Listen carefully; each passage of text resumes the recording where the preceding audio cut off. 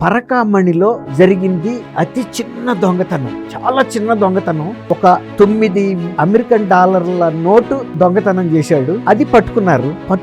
పట్టుకున్న దొంగ ప్రాయశ్చిత్తపడి 14 కోట్ల రూపాయల ఆస్తిని శ్రీవారి దేవాలయానికి రాసిచ్చాడు. ఇది తప్ప అని మీరందరూ ఆలోచించమని ఆంధ్రప్రదేశ్ ప్రజలకు ఒక ప్రశ్న ఇచ్చాడు. అంటే అంత చిన్న దొంగతనానికి ఇంత ప్రాయశ్చిత్తం చేసి 14 కోట్లు ఇస్తే తప్పు ఉందా లేదా అనేది ముందు ఆయన ఆలోచించుకోవాలి.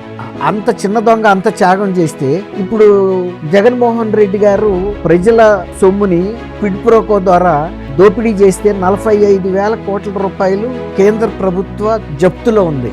ఈడీ సంస్థ ద్వారా ఎన్ఫోర్స్మెంట్ డైరెక్టరేట్. ప్రజల సొమ్మైనా శ్రీవారి సొమ్మైనా అది దైవంతో సమానం. ఇప్పుడు అది ఆయన ఆలోచించుకోవాలి. శ్రీవారి సొమ్ము $9 అపహరించిన దొంగ అంత ప్రాయశ్చిత్త పడితే ప్రజల సొమ్ము ఇంత భారీ ఎత్తున దోపిడీ చేసిన జగన్మోహన్ రెడ్డి గారికి ఎందుకు ఆ ప్రాయశ్చిత్తం కలగట్లేదనేది ప్రజల్లో కూడా ఆలోచన.